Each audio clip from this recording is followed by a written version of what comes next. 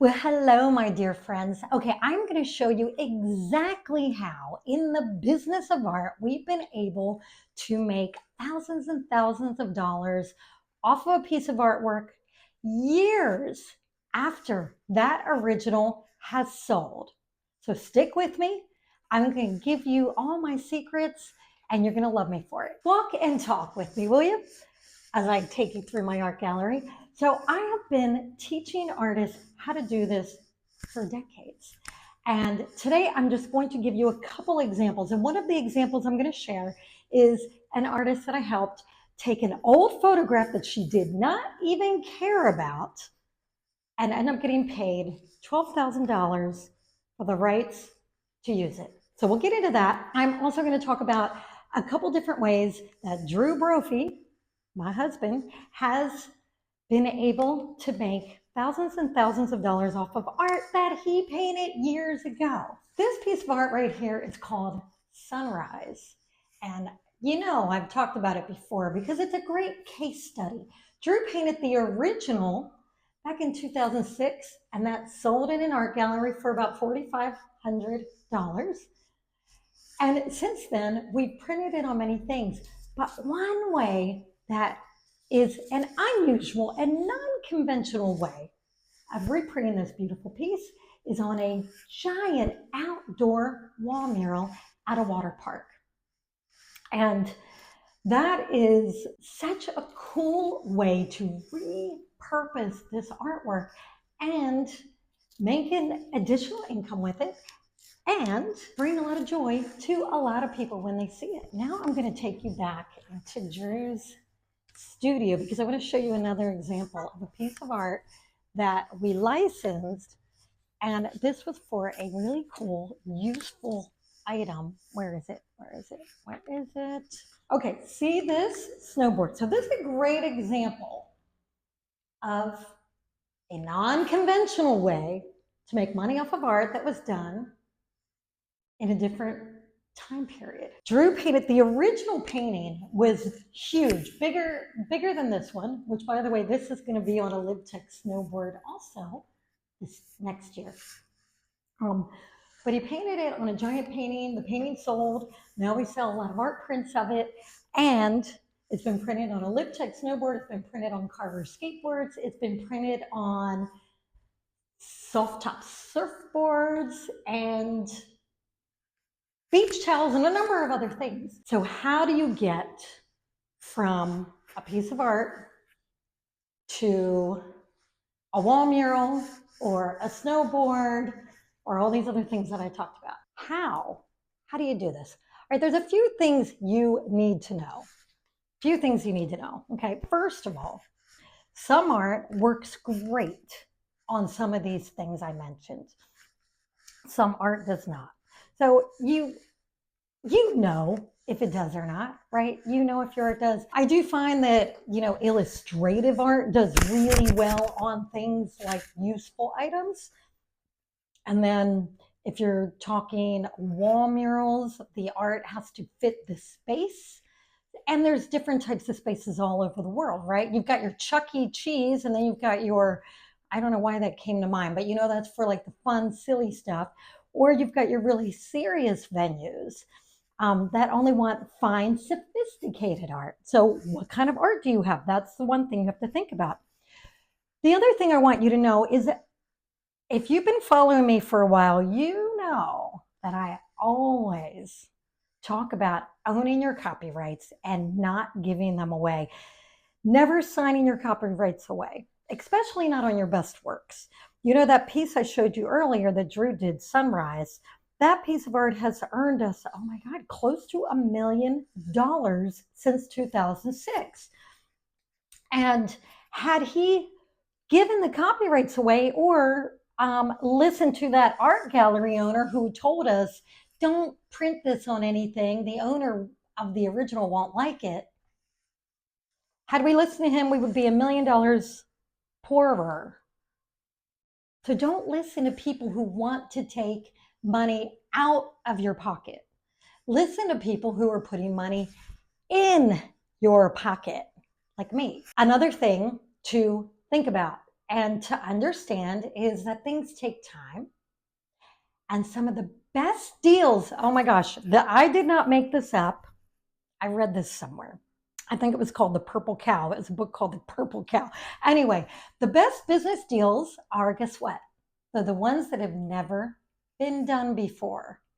So what's a business deal look like for an artist? Well, I've put together probably thousands. I don't know. I haven't been counting them since the 90s, late 90s, maybe before some of you were born. But I have been putting together so many business deals. And what I've learned is that what makes a good business deal is you've got two parties, you and your client.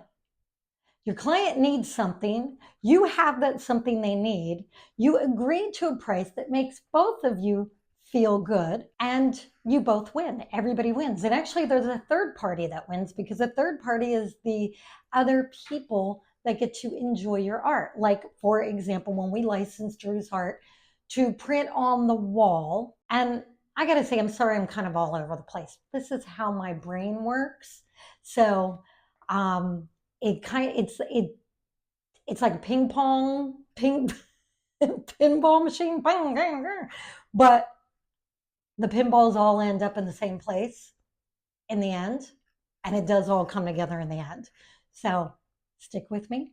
Here's the thing, and if you ask any questions in the comments, I will answer, because I read the comments and I answer the comments. And by the way, I'm going to go off topic for a moment.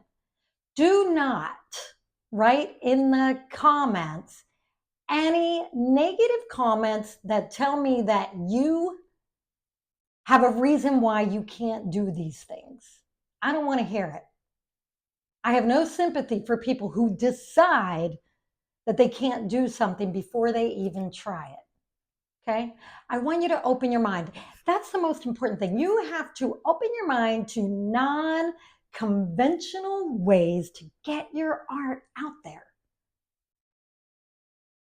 Those are the best ways. Do you know, if I listened to the old art teachers and the gallery owners that told us, don't license your art, don't make prints of your art, if I would listen to them, guess what? I'd probably be homeless. Drew and I would have to have real jobs. This is what I say to all those people. I'm sorry if that offends you, but it makes me mad. I'm trying to tell you what works to make money, to make a living, to support your family, to feed your babies. And I do this because I love to do it. And yes, I do have a mastermind, and I'd love for you to join it, but that's not why I do this. I've been doing these videos going back, I can't remember when I did my first one, but it's been some of you were in diapers when I started doing these YouTube videos, okay? Yes, you were. All right, so back to the topic. I don't know what's gotten into me today. I swear I haven't had a drink. Matter of fact, I quit drinking. I'm just feeling a little feisty today. You have to be willing to open your mind, to consider things you may not have considered, or to consider things that other people say you shouldn't do. I'm going to give you a few examples of things that we didn't really expect to put Drew's art on, and the opportunities either presented themselves or we came up with the idea and went after the opportunity. Like, we did a deal for greeting cards with Leaning Tree, and this was quite a few years ago, and we reached out to them, and it took a lot of perseverance. I had to send a lot of emails, but I finally got a rapport going with one of the ladies that works there, and we happen to be going to Colorado. They're located in Colorado, and I said, hey, we're going to be near where you're located. Can we just come by and meet you? And that's it. Once you meet with somebody, you're in like Flynn.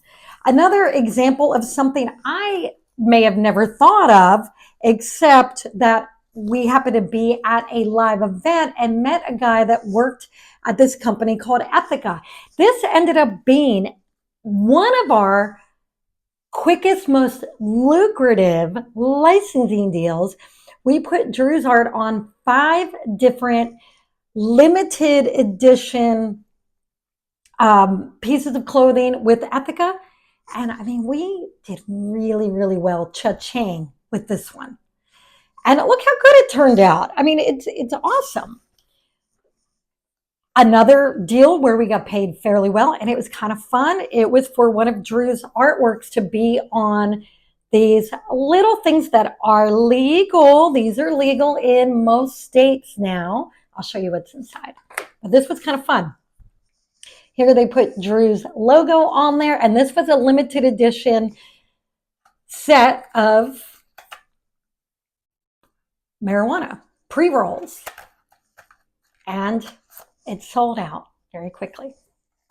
So these are just some ideas. Now, you don't have to get into the pre-roll business or the Ethica underwear business or greeting cards. There's 10,000 other products and uses for your art. And so I'm just going to walk you around and show you some of Drew's other artworks that, you know, look, you can put art on skateboard decks. You can put art on surfboards. You can do tiki mugs. This was another deal we did with a company that makes tiki mugs. They're one of the world's biggest companies, and they happen to not be too far away from us. We did a deal for water bottles. And by the way, how do you get these deals? Now, I know that's what you're thinking. You're thinking, how, Maria, how? Well, you got to get out of your basement. You got to get out of your studio. You got to get out of your bedroom. And you got to meet people. All those deals came from us meeting people in the flesh. I don't care how shy you are. Look, my husband, Drew, is an absolute introvert. But he learned in his early 20s, if he was ever going to make a living out of his art, he had to talk to people. He had to get out of his comfort zone.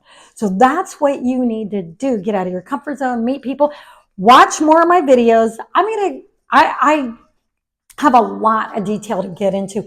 Also, I want you to click the link below and just check it out. Check out how we can work together, but keep watching my videos because I'm going to make more for you. I do it because I love it.